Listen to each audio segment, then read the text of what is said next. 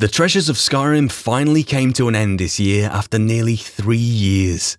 After 6 seasons, and in celebration of 100,000 views on that first episode, it's time for a look back on the creative process behind the Treasures of Skyrim, a story of Merlin.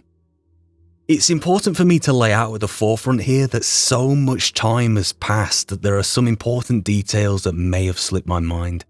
After releasing that final episode, I immediately distanced myself from the story and worked on something else for a change. It had been Skyrim for so long. But with that being said, I have made some rough notes and I'm going to go over them with you. So let's talk origins then. Believe it or not, even though I started the Treasures of Skyrim in June of 2017, the origins of it go way back. And by that I mean, it was in the summer of 2013 when I believe Rykon Roleplays began his Leon's Tale, and it was around the same time that Gopher's Richard the Librarian, which was more of a glorified Let's Play at the time, that was kind of in its highest peak. And I just built my first gaming PC like that summer. And I believe I have a private YouTube channel, one of many actually, which I've used since 2006, I believe. And on there, dated October 2013, I actually have a proof of concept for some cinematics using Skyrim. So it could be said that there are at least some origins to producing content, narrative content, shall we say, in Skyrim, which go back almost 7 years. Back then, I always knew that I'd end up doing something. I had a hankering for it, but I didn't know specifically what. And I didn't know when. I only knew that it wasn't the right time. Because it was at that time that it's all about narrative for me. It's all about storytelling. And there's one big thing I'd always wanted to do, and that was to actually write a novel from beginning to end. You know what it's like. If you're following this channel, it's likely you're a highly creative person. And you know someone in your life who was attempted to write something.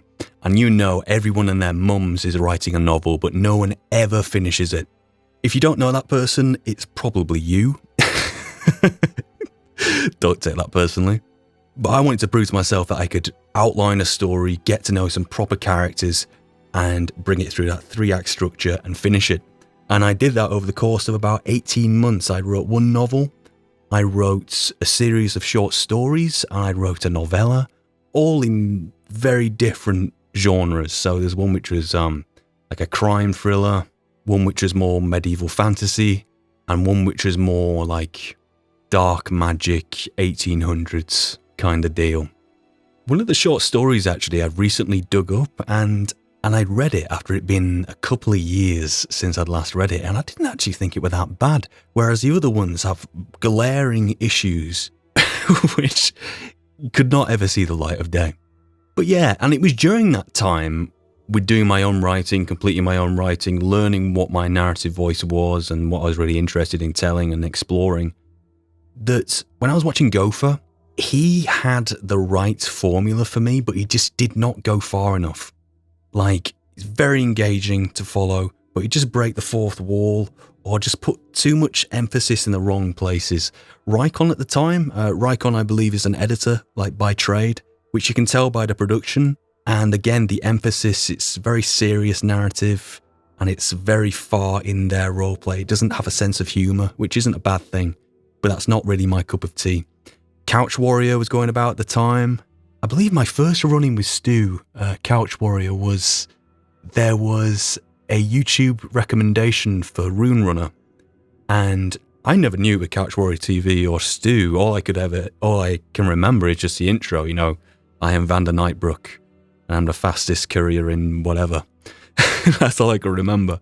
But in terms of advertising his series, as soon as the YouTube algorithm picked that up and marketed it to me, you would suppose by me remembering that it's done a pretty good job. But there's also the Jessa channel as well, which I wasn't necessarily... I was aware it was on my radar. She'd done an interview with Gary Hesketh, Smartbluecat, and that's what put Jessa on my radar.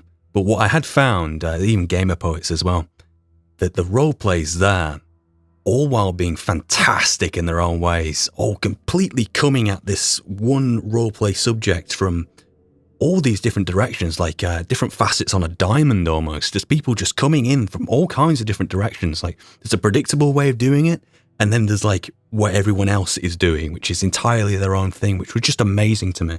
But what I found is that no one had quite done it the way that I would have done it. And whilst I was writing, which had taken a couple of years to complete and file away in a drawer, that no one had stepped up and no one had done it. And in the meantime, I've been working on my own narrative, storytelling abilities, my own editing abilities, and really, I'd started my own YouTube channel to start The Witcher, which was in September 2016, and I started the Treasures of Skyrim fairly late, to be fair, in June of 2017. And by that I mean I started the mod like early June, like with Merlin, and then actually started publishing the episodes later on in the month. Now, what did I want from an original story which compelled me to make the Treasures of Skyrim? Well, I wanted to make an original story, obliquely, passively told, using in-game NPCs to ground the story in the world that it was being told. Right now, I could load up Skyrim and I could go straight up to Merlin and hit him over the face with a mace. He would have his own dialogue. He would respond to it with his own spell set. He'd just have his own, he'd just be a fully formulated NPC, in the same sense that Jarl Borgriff would be, for example. Now look, I wrote all the original narrative bits, as in all the Merlin Norton conversations, the general outline for where we were going, like thematically and genuinely going in the game. I wrote all of them in August of 2017, which means that the narrative payoffs that we've gotten in 2020, almost 3 years later, are almost 3 years old. With the story, I wanted there to be no exposition, so that attention to detail is rewarded, making a second watch even more valuable. The epilogue, for example, is 40 minutes long, which is, in essence, the only time that everything is in one place cohesively in a somewhat linear order when it comes to Norton's story and where he's been and where he headed. And when it's all neatly in order like that, you begin to understand how much of a relatively small-scale story it actually is, despite the mystery and opaqueness from Merlin.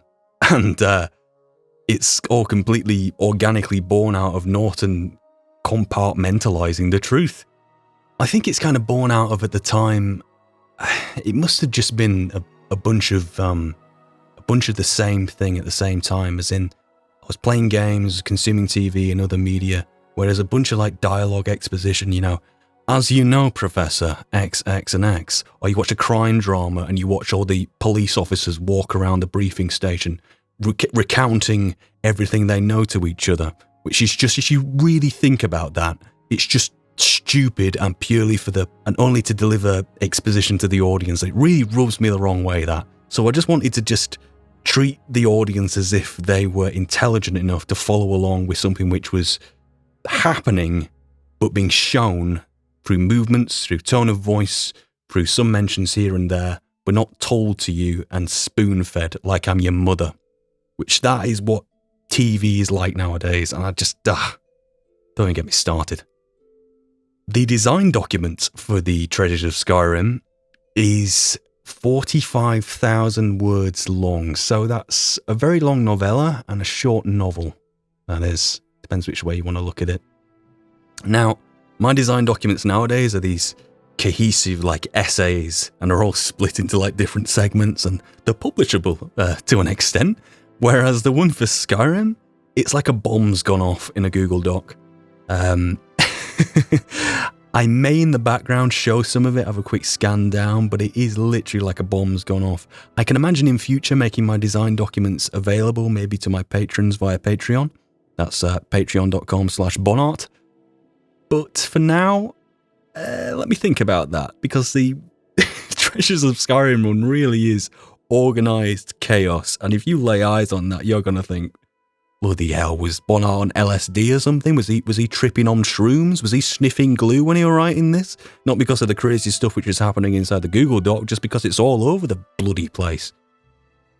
Another one of the things that was really important to me was, well, let me put it like this. In the Dragonborn DLC, you can walk past Raven Rock to the east, past the bulwark for the first time, and you come across Captain Veleth fighting some Ashspawn.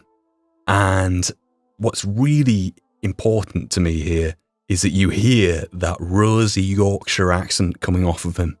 And, it makes me grin just thinking about it. I remember during Gopher's Richard the Librarian playthrough, this might have been 2013-14, he played the Dragonborn DLC blind for the first time, and Gopher is actually from Manchester. So he's from Lancashire, I'm from Yorkshire. Yeah, some history there. But he'd recognise the accent instantly, and I remember him having an actual reaction to the accent because he lives in Norway, and it would remind him of home, hearing an accent like that. But why that was so important to me was that Bethesda had changed their direction with Dark Elves, probably for the worse, to be fair, in using Yorkshire accents, Brummie accents, which is like Birmingham Midlands, and Cockney accents, which is like typical Michael Caine in London based. So they're not necessarily all of one region because you can't get much further away than each other in England, but they are typical working class English accents, and I realised for the first time that I had an opportunity here to really bring my own Yorkshire accent out and tell a story and bring Yorkshire to the world in a way that perhaps hasn't been done before in a video game. We know Sean Bean, Game of Thrones, bringing the northern accent. He's from Sheffield, which is just down the M1 from me. He did a lot for raising awareness that an English accent isn't just received pronunciation. There's a whole variety of accents. And sure, yeah, while Sean Bean did play Martin Septim in Oblivion, he did play it a little more enunciated, shall we say, like that. Which, the whole point of a Yorkshire accent is that your T's go missing. Basically, it sounds like a speech impediment, but really what the Yorkshire accent is just vowel sounds after vowel sounds after vowel sounds, and I'm not hitting any T's, any consonants really, it's just all vowel sounds. Whereas Sean Bean's performance in Oblivion as Martin Septim was a little more enunciated, which isn't Yorkshire. Which of course means if I wanted to play in my native accent, exaggerating a bit here and there, that I was going to play a dark elf. A dark elf named Norton. So what did I want to achieve with Norton? Well, I have a fascination with truly grey characters, and that's not a pun on dark elves. Real people are muddy, and real life doesn't have to make sense. How many times in your life have you thought, why the hell did I do that? For me, that's the epitome of human existence, and I really like to explore that. Except real life doesn't have to make sense, but fiction does because it's a construct.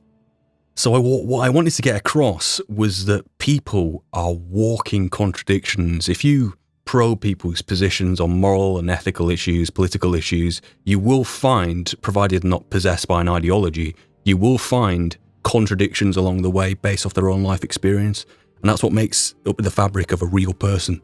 So, for example, I can pull one out of the air for Norton, which is the Dark Elves in Windhelm suffering the racism. His response to that is the most contradictory, hypocritical thing you could ever think up. Yet it's the most Norton thing you could ever imagine.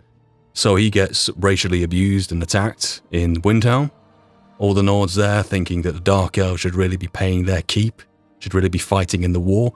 Norton agrees and says, yeah, why on earth don't you just round up all the Dark Elves and shove them in their own regiment and make them fight for a free Skyrim in exchange for lands and whatnot? Why would you not do that? And Norton says that at the same time, knowing full well that he would not participate in any of those regiments because he'll be on the road and being a free Dark Elf. It's the most hypocritical thing ever.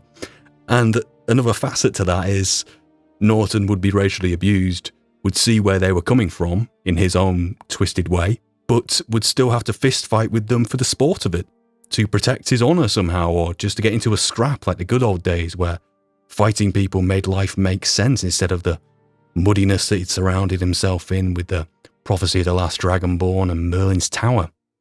A storytelling thing that I wanted to explore was this whole idea of nature versus nurture. And what I mean by that is that Norton does not resemble a Dark Elf as such, does he? he doesn't have the culture. You never see Norton say, what's up, Sirrah? He doesn't use any of the sayings, he isn't wrapped up in any of the culture as such. The only thing he really has is the accents, and he doesn't really have any culture at all. And the hypothesis I'm trying to explore, regardless of whether it's true or not, is that this is a bad thing.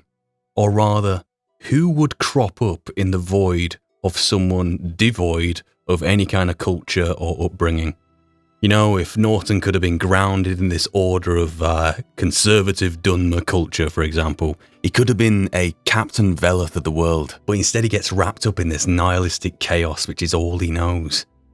If Norton could have been raised in a traditional dark elf family environment, with the reclamations hovering over them, maybe the family prayed specifically to one of those gods, and he would have been brought up in that traditional way, he could have been someone respectable within his community. But instead all he had was just being a lost boy running around, getting into fights, getting in with the wrong crowd, which has ultimately brought him along this nihilistic, chaotic path. And Norton in a nutshell, he's a lost child, broken by responsibility, and has his entire life robbed through guilt. His entire tenure at the tower is this, to him it's a redemption arc. He puts down the mace for a change and just tries to live a different life, which is not transformation, it's repression. And his arc is not redemption, it's self-actualization. He goes out into the world and, straight away, when he gets out of Helgen, he just has to, even though he's contended with a few soldiers on the inside, which is purely self-defense, the first time he kills in malice, if that's really the right word, is putting a sword through Hadvar's back. Hadvar who had helped him escape, but Hadvar who was the only witness. And clearly you can see he's weighed up his options, but not hesitated to put a sword right through him. And then spent, the best part of however long it takes to bury someone? In the snow? Already he's back at square one. He's back at what he used to be, except there's this new tinge of regret against it. And that's what we start to explore throughout the 6 seasons. Exploring that self-actualization, which means he has to become that monster which he's tried to repress in order to ultimately mantle a prophecy and save the world. I was watching The Crown, which is a Netflix series. I was watching the first season, and one of the quotes from Winston Churchill was that only a monster could defeat Adolf Hitler. Now, that's an interesting quote, that is, and it does make you think. In terms of Norton, like someone who was virtuous, someone empathetic, selfless, could not defeat the World Eater, at least in the world which I had shaped. So the only person capable of mantling the last Dragonborn, fulfilling that prophecy and killing the World Eater would be a monster. Enter stage left, Norton. There's other aspects to Norton's character too, which I'd like to cover. He did have an addictive personality with skooma and alcohol and whatnot, but even though it was tongue-in-cheek at times, it never kind of glorified addiction, in a sense. It was just this thing which forever hummed in the background. You saw the effects of it rather than the consumption of it, if that made sense. There are moments where I would have chugged skooma in a fight for the stamina buffs, but there are moments where it's just implied that there's been a heavy session instead of you actually seeing it. Sentences aren't being strung together, for example. It feels off. Norton falling back into the same old notes just to get through. I can tell you myself, there have been a couple of times where I have played Norton episodes where he has slept for the night and gotten up in the middle of the night, where I've not been entirely with it. And vocally you can tell I'm not entirely with it. There have been times when I've come back from the pub and played a Norton episode because there's just a little bit of a slur going on. And it ultimately adds to the effect. I remember getting some comments about that quite long ago that, they weren't really sure whether I was role-playing the slowness or I don't know, there's something about someone who's dependent to something which I was trying to exploit, and people picked up on it, which I quite liked that. So what's the origins of Merlin then? In 2016, I made my way through the Warlord Chronicles written by Bernard Cornwell, narrated by Jonathan Keeble. of which Merlin does appear in that, and Merlin is voiced quite similarly to my Merlin. And that's really the origin of the voice there. But even to an extent, some of the character traits, although mainly he was drawn up. There was a specific conversation I remember having with Merlin, as strange as that sounds. I can tell you where I was, what I was wearing, the big the big coffee mug I had in my hand when I sat down one day with a notepad, and in my own head was just saying to Merlin, "Who the hell are you?" Because I'd found this tower mod and I had this character and I still hadn't quite worked out who he was, and this was very early on. We're talking like within the first month or two of starting the Treasures of Skyrim. And I just remember just who he was just pouring out of me. So I just had to get it onto paper, and I just realised what a tragic person this was and why he was manifesting the behaviour he was manifesting. You know, and with Merlin the mod, I had never made a mod before in Skyrim.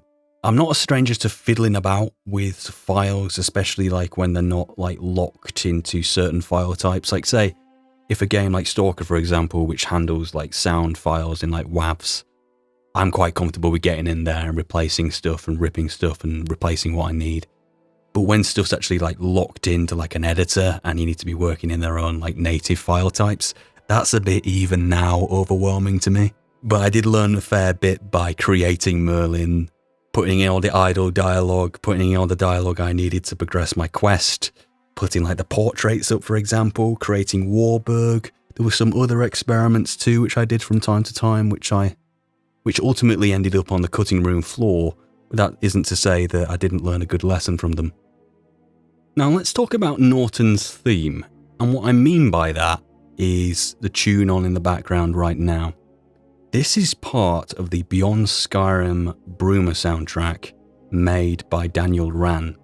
And I remember going through it, which there are a few soundtracks on there. You know, it uses all the Jeremy Souls like Oblivion motifs. You know, like you can look up like Blood Frenzy right now, and that's one of the combat songs off of the Oblivion soundtrack, and it's just hitting the same notes, and it's like, oh my god, it's just nostalgia central. But So Blinding in Terror, which is the track, I know, great title, for Norton's theme. I remember going down the soundtrack, which was a huge release, by the way, and I could not make heads nor tails of this song, of this track. I was like, where does this fit in? It's almost like it's scored to a cutscene or a scene. I just couldn't wrap my head around it, because there's exploration tracks, you know, for night and day in specific territories, and your combat themes, your boss themes, there's specific stings for like discovering things and whatnot. But then there was this So Blinding in Terror. I'm like, what is this? It was such a haunting piece of music. And I believe Daniel Ran included it for the end of a quest where someone had to bury a dog. It was something to do with a dog, something like that. But it seemed so strange in there in the best possible way, and it really stuck in my mind for a couple of days. And you'll notice the way I implemented it was in the epilogues. The epilogues would play like whilst Norton was monologuing his Solstheim 10, I believe, which is an unreleased soundtrack that Jeremy Soule made specifically for the Dragonborn DLC. The Dragonborn DLC has all the Morrowind's Explore tracks, but has like 3 or 4 more new ones which he made specifically for Solstheim, which just blend in so well, even though it had been like, almost 10 years since Morrowind by the time that actually came out, maybe even more. But yeah, that Solstheim 9 was like a haunting Morrowind, post-Red Mountain kind of heaviness about it, which I liked. But So Blinding in Terror, like at the end of Season 1, when it says end of Season 1, it picks up to like the first chorus. Season 2, it picks up on the second chorus. Season 3, it picks up on like the first part of the bridge, like the first part of the middle bit. Season 4, it picks up on the second part of the bridge, the middle bit. And Season 5 is actually the start of the track, which is incredibly haunting and used for a very specific moment.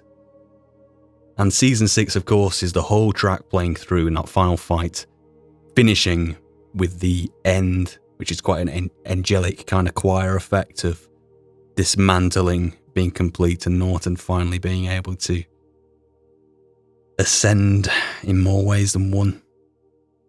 You know, whilst I've just touched on it, that moment, spoilers ahead, I've warned you, you shouldn't be watching this if you haven't finished it. You gone? You better be gone. There's the door. Right. Kharjo's death. You know, running around with Inigo and J'zargo and Kharjo for so long, and role-playing in the way that I do, which is essentially a bunch of written material, yes, and some notes, yes, but it's improv at the base of it. The smaller moments are all improv. It's embodying a character so well and so confidently that you never break the fourth wall, and you can come up against anything and react organically. You're not thinking, what would my character do? It's like, I'm reacting this way because I know the character so well, and in that moment I am that character, making decisions which defy my own moral compass. And yet, what I'm actually meaning to say by that is, those three cats felt so real to me that Kharjo, let me be completely clear, in the outline of Norton's character is his self-actualization. It's descending into that monstrosity again. And that final thing that needed to happen was him to lose someone close to him.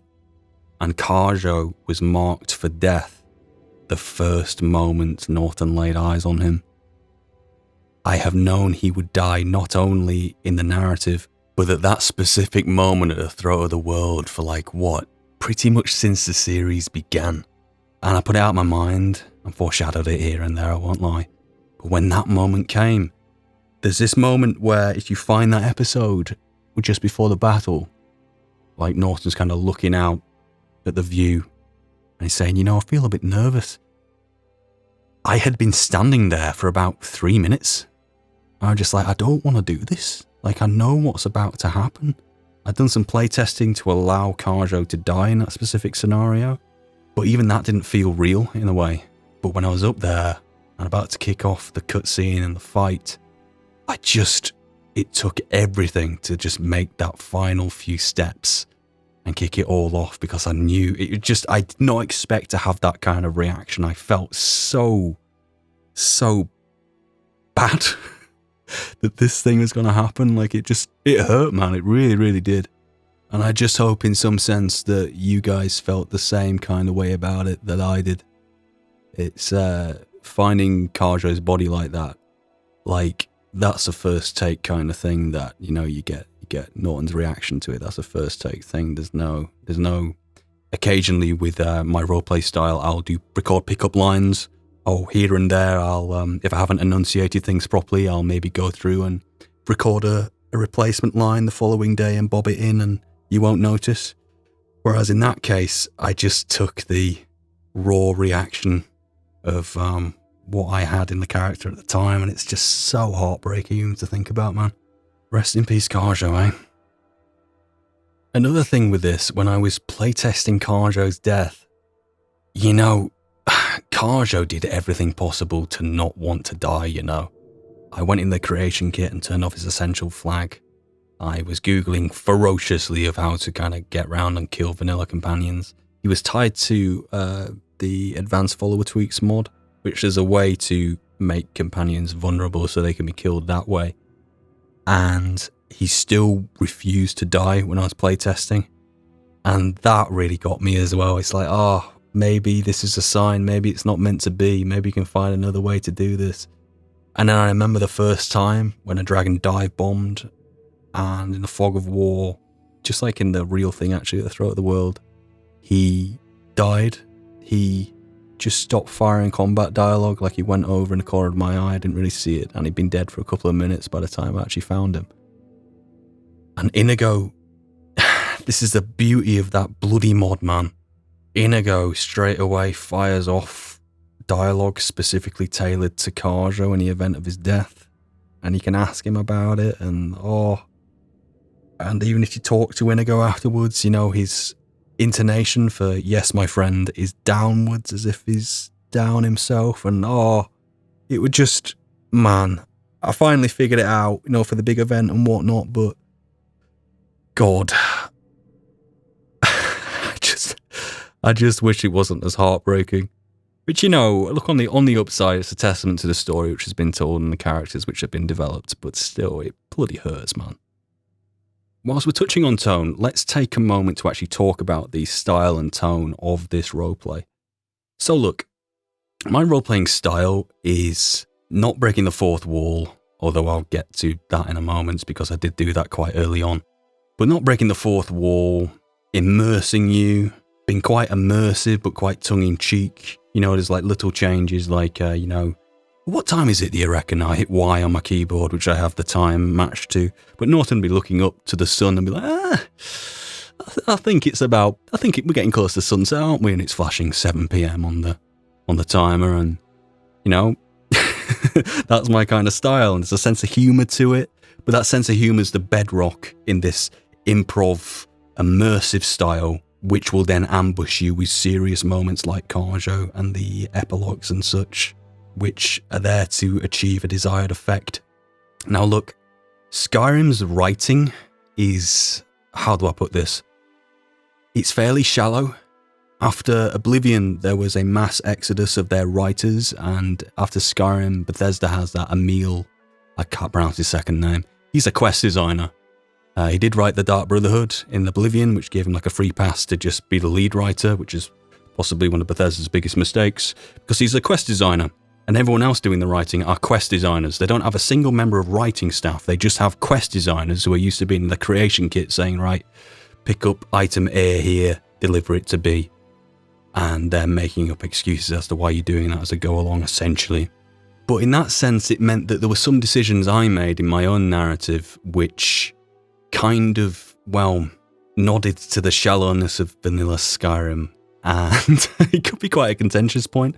But Norton, in order to discover his shouting abilities after taking down that first dragon at the Whiterun Watchtower, he sneezes.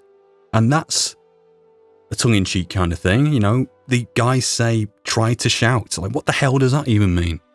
Could you imagine being the Dragonborn in that moment? It says, hey, try to shout. And you're not even part of the culture, the Nordic culture, so you wouldn't even know, like, shouts to even try.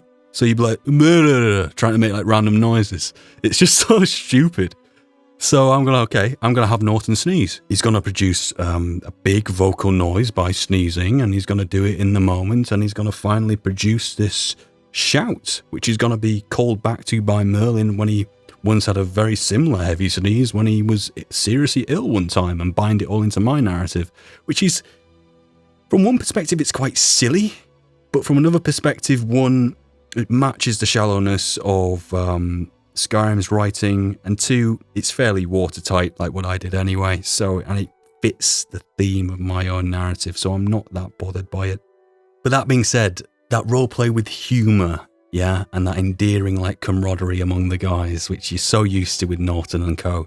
That's what it's all about for me. Something dead serious is tonally off with Skyrim, and it's why I don't think any of the other major roleplayers I really got along with, because it's like trying to tell a Hollywood grungy movie in an episode of Sesame Street.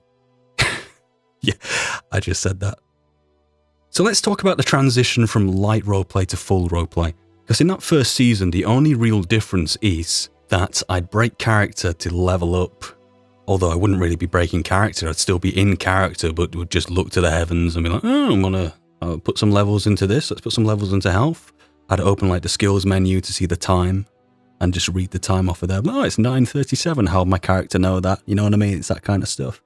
I got some comments, I think it was season 1, episode 9 or 13, which were like, hey, I'm not even sure that you're role-playing, and it made me consider that at that point, because the whole Merlin story thing could have been told without fully role-playing it, because it's a quest mod at the end of the day. But I did see what they meant, and I did resist it at first, because I just didn't want to, do like a cringy roleplay kind of thing. There's a very fine line for me between engaging narrative content where you're immersing the person who's watching and just making them sweat.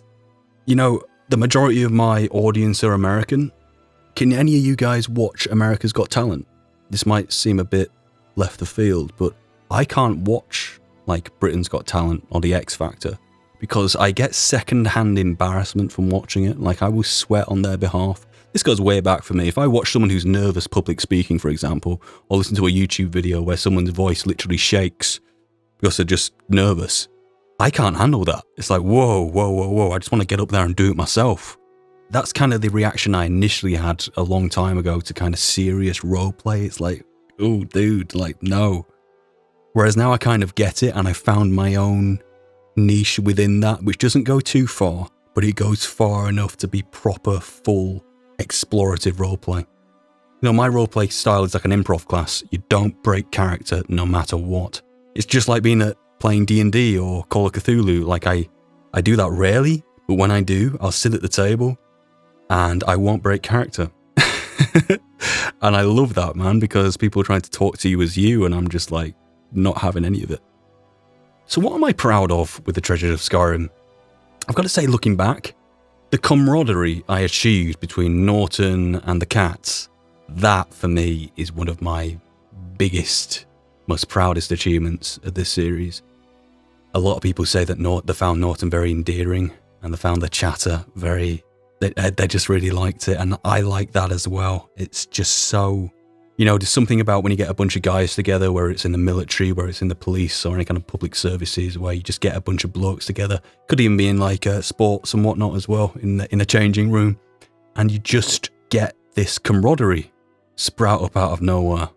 And Norton and his cats certainly had that, man, and it felt so real. You know, they went on their adventures and whatnot. They all had their own individually developed personalities, which wasn't just Bethesda, wasn't just me, but was more Smartbluecat making Inigo's mod have conversations with J'zargo and Kharjo, just bringing their characters out even more for me to bounce off of. And you know how they had the moments like finding places to sleep, or it was intense at first, or then they finally went to some inns and were drinking together and whatnot, and sometimes went on some proper benders from time to time. And it was just fully realised to me, and I'm really, really proud of that. Like, those people feel so real to me that I hope that translated on screen. What could have been better in my eyes was the dialogues between Merlin and Norton. Merlin's whole motive is, let me try condense this. Merlin originally failed his own quest by almost being entrapped by Hermaeus Mora. Therefore, he had to retreat to his tower where Hermaeus Mora could not enter. So he had to find a proxy to do his quest in Norton, and in Norton finally leaving the tower, he had to parley with the likes of the Daedric princes, including Hermaeus Mora, which means in Merlin's eyes, Norton is the anchor by which Hermaeus Mora would use, the agent, so to speak, to get to Merlin. Therefore, Merlin was more than willing to sacrifice his entire relationship and his difficult way of being and speaking to Norton, or at Norton, is what I'm trying to emphasize here, in order to save his life in the end. The thing is, looking back, maybe I took it to too much of an extreme. Merlin talked at Norton all the time, and Norton rarely put up any resistance. It's funny to see, to me it indicated like the unspoken kind of love and admiration in the relationship, strangely enough. But I can also see how it could be frustrating how Norton, being presented with some mysterious line about this, that and the other from Merlin, didn't question it, or maybe questioned the wrong thing, or maybe was just getting caught up and confused every time, so Merlin got a get out of jail free card until the next conversation a year later, right? If I went back, I'd make it more of a back and forth kind of conversation. Real conversations are like 5 words at a time between people, just like little exchanges between people. There was none of that there. There was just monologues from Merlin, and Norton would intervene here and there, but it could have been more organic. Again, I'm sure if I went back and tried to change it, I'd probably end up doing the same thing, because Merlin's character demands that he spoke in this way to deny Norton any chance of questioning things, and to just come across as stubborn and like he didn't love him, and like he was just trying to be difficult in order to ultimately, as we know now, having been through the epilogue, to save his life. So then, this is the part which I'm going to struggle with. Cutting room floor. There's magic I could break here and tell you, but I'm not sure it's right to. We know where Norton's gone now. He's gone to elsewhere to bury Kharjo. He always wanted to go back home to elsewhere, but he had little choice, as he said. Finally, he's going to take him back. I'd like to leave it there. What I would hypothesize, though, is that Bethesda always get rid of their protagonists by one way or another. In Morrowind, the Nerevarine went on an expedition to Akavir, never came back. In Oblivion, the champion of Cyrodiil mantled Sheogorath. And in Skyrim, I think it's all but confirmed that Hermaeus Mora will scoop up the last Dragonborn in the same way he scooped up Mirak. It's pretty much said and done, and that's the way that Bethesda will get rid of the last Dragonborn, I suspect. Which is perhaps what's in wait for Norton. And with that in mind, you might begin to understand a little more of why I worked Hermaeus Mora into the narrative. I've had a few comments which are quite flattering of people saying, I could really imagine Norton being the last Dragonborn canonically, which is funny because I have an original narrative baked into it. And I used to think the same way about Richard the Librarian, actually, about him being the canon Dragonborn. But looking at the story in itself, like what's come of it, yeah, I could see that. And there's a reason why I tied Hermaeus Mora into it, is because I think Hermaeus Mora is ultimately going to take the canon last Dragonborn off of Tamriel and into his own Daedric realm of Oblivion forevermore. And maybe that's the fate that's awaiting Norton. And you know what, I'll tell you this. I made a mod called Mora's Champion. Do you know how you can go to Apocrypha and you can choose a Daedric Butler or you can choose a Daedric Trader? I made a third option called Mora's Champion, which is you could summon Norton as, ironically, and this is the reason why Mora will have done it, as a pack mule. So he would carry your items. I voiced him, I made the mod, and I did that in 2017, I believe. It's still there on my game if I load it up. That was just to explore the outcome of things, and if I decided to take things further, which I don't think I will. But that is something that I made and I voiced, which is interesting because I spoke to Stu of Couch Warrior TV about it when we were having a back and forth a couple of years ago. But yeah, I was going to do that to reflect what I thought Bethesda were going to do with The Last Dragonborn and kind of make it a reality in my own story, but it's on the cutting room floor. I don't think I'd take it much further.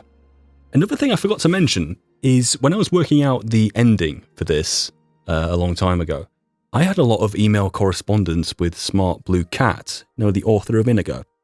And that was really insightful because I was talking about some really dark subject matter in, Kharjo's death, which, I shared that with him, and where Norton was at in his own headspace, which is a very dark place. It's like a mold on the mind.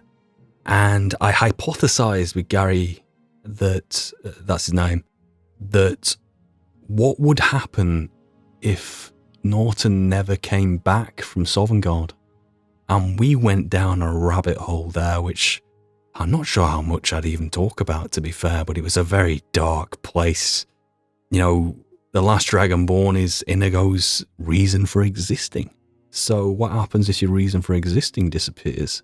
Do you go back into the same nihilism which plagued Norton? Or do you go further than that? Does he relapse into skooma use?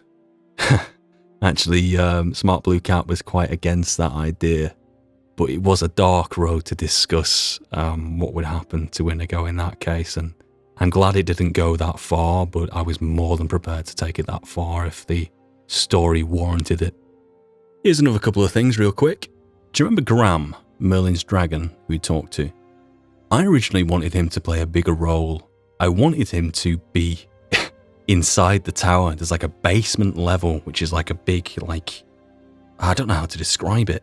There's like a Daedric summoning pad, like a big circular thing, which is big enough to house the dragon on it. And I wanted to have Graham in there and for Norton to find him one day and essentially be having parallel conversations with Merlin up top and Graham downstairs, where they could be talking about the same subject matter, but Graham would shed light more on Merlin, his motivations, and a different side of him which Merlin did not share with Norton, if that made sense. Anyway, that didn't really get very far, but thematically, Graham was still baked into the story, and those conversations between Graham and Merlin will have taken place, but we just wouldn't have been party to them. So that dragon on top of Merlin's tower, that's Graham. Graham, by the way, stands for Gram Jun Kest, I believe, which is Dragon Tongue for Cloud Ruler Tempest, which is ironic considering Cloud Ruler Temple, but not really associated with it. You can be a Cloud Ruler Tempest in your own right if you're hiding in the Gerald Mountains, eh? And here's another thing. I had originally planned a second playthrough in the same universe, and I wanted to place that other character as an NPC roaming the wilds that we'd run into, not talk to, just have him in the background, and people who were familiar with Vanilla Skyrim, that NPC mod, which I'm trying to figure out what the name of. People familiar with those mods would be like, hang on, who is this person? He doesn't belong to any of these mods. He doesn't belong to the vanilla game. Huh. But in the end, I decided against it because, well, let me tell you, I left the Thieves Guild and the Dark Brotherhood free to do this with this other character in the same timeline. And I wanted this character to be a master of disguise, someone who, you know, put a lot of importance on how they looked and like slicked their hair back and whatnot, was quite well spoken. But guess what happened? Gopher started Skyrim Special Edition with Lenny. And he went straight into the Thieves Guild in Season 1, straight into the Dark Brotherhood in Season 2, playing a character who, you know, would be a master of disguise, slick his hair back, speak quite proper. Yeah, it was a bit too on the nose for me, so I just abandoned that idea completely. Funny to finally mention it though. And just to go through a few comments real quick on the community post which I had posted. If you've made it this far and you like the idea of me going through comments on the actual Treasures of Skyrim series, like episode by episode, maybe we can do a season at a time for 6 episodes or something, and going through the comments and addressing them, if you'd like the idea of that, then let me know. But otherwise, on this community post, Jenny May put, yeah, I binged every season and I loved it and was very attached to Norton, was sad when it came to an end. Yeah, I get that a lot, and I'm really happy about that. I know it's tragic and it's sad that it's come to an end, but the fact people were very attached to him, like, I like that, man. I really do. It means that I've done something right. Charizard X says, I think you should consider doing something similar to the book readings for Norton, just to give us small hints about his fate after Merlin's departure. That is, unless you plan on continuing the story in The Elder Scrolls 6, just saying. See where you're coming from. In this case, even though I've just revealed some stuff in the cutting room floor section, which isn't my canon, by the way, it's just what I think's going to happen with the last Dragonborn canonically, if that even makes sense. I think for now, or maybe even forever, Norton going off into the sunset with Kharjo's body having mantled the prophecy by becoming the worst version of himself, which he'd been trying to repress and get away from for the last big chapter of his life, shall we say, is a good way to end it on, man. Whatever happens next is probably down to Bethesda. I could pick up the character down the line, but here's the thing, there's a continuity in terms of the character and narratives and things that I've said and whatnot, which gets harder to keep a grip on the further you stay away from it. Even now, it's been, 7 months? If I had to inhabit Norton like tomorrow, I'd struggle in a weird way. Basement Boy says, Norton's trip to Solstheim is my favourite. Indulging into the moral ambiguity of vampirism was great to see roleplayed in this fashion. Yeah, man, like, props for mentioning that. I enjoyed Solstheim too. I particularly enjoyed, although I didn't at the time, Hell is a Place Unknown, Part 1 and Part 2. That's episodes 10 and 11, I think, before The Hangover the day after. And yeah, the moral ambiguity. It was just, it's Norton rebelling. It's like a son rebelling from his father, in a sense. With Merlin, finally saying, actually, I kind of had an idea that you were Dragonborn. I originally wanted to get someone here to do my quest on my behalf, and then I started noticing things, and it's just such an inconvenience that I happened to have the last Dragonborn in my tower when I wanted this person to do my jobs for me. So, when Merlin finally reveals that, Norton storms off, doesn't he, to the only other thing he knows, which is this raiding, reaving piece of crap life which he ran throughout Morrowind and graced the shores of Solstheim. So it was nice to go back to that and just play that side of it, which I kind of enjoyed, to be fair. Normally I kind of cringe and think vampirism stuff is kind of like, I don't know. But you know what? I think I make a good vampire. Don't you? Trottonation79 says, Season 4, Episode 2. In the first few moments of the video, you came across a tombstone. It was poor Advar. What a great bit of storytelling, man. I have many fond memories of this playthrough, but this bit is at the forefront. You are an amazing storyteller. Keep up the great work. I look forward to finishing their story and yours. Here's to hoping for many more stories told. Thank you for all you do. Yeah, thank you, man. This is one of these payoffs which I should preface this by saying that gravestone of Hadvar's, I put that there when I did it. When Norton put the sword through, I made that gravestone straight away. That's been stood there for years. Doing all these kind of other quests where I'd run by Helgen, which were quite a few of them before I did Helgen Reborn and came across this in Season 4. I'd run past and Norton would not acknowledge this thing, he wouldn't look at it. So therefore you wouldn't see it because you hadn't seen it yet. So to have that sitting there as narrative payoff, just waiting for the right moment, was incredibly rewarding for me. I just couldn't wait to reveal that. And it's the implications of it, man. It's the implications of Norton putting the sword through him and then, dragging him off into the trees and digging this grave no matter how long it takes. And you're like, why is he doing this? It was a great foreshadowing in just a tiny, small moment of him having to become his former self to save his life by putting the sword through Hadvar and then having to live with the guilt and the regret in actually burying him. That is the boiled down seed, the essence of Norton's narrative right there in one move. And I couldn't put it any better than that. And finally, Desert Ranger says, the end was both the best and the worst points because the story came to an end, but it went in a dramatic fashion. What with Kharjo's death and all the information about Merlin in the book and the secret behind the door, etc. Yeah, the Forbidden Room. That was teased in Season 2, I believe. You just get this look up at the Forbidden Room, which Norton's never been allowed to enter. If you would have gone in earlier, you would have seen Caliburn, which is essentially Excalibur. It's like a different version of Excalibur. In King Arthur mythology, there's essentially Excalibur, which is the magical sword, and then there's Caliburn, which is supposed to be the sword in the stone.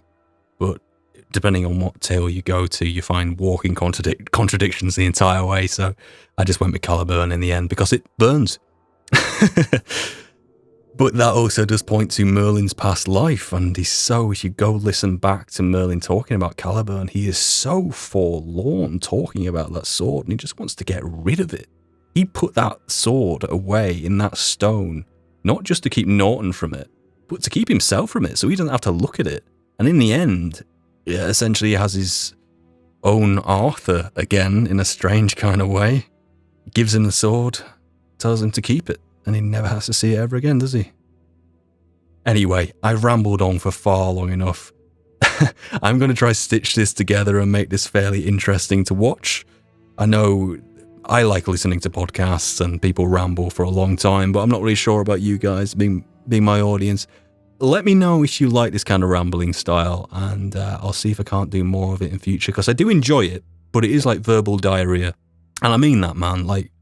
This could have been cohesive and written and scripted, and it would have been a lot harder hitting and more cohesive and organised and structured. Whereas here I've just rambled. I've rambled with notes in front of me, and I've done a good job of it. I've touched on everything, but it's been an hour and 9 minutes in this recording, so, maybe there's room for improvement, eh? So anyway, thanks for watching. Leave some comments down below, and I'll get back to you, eh? See you next time.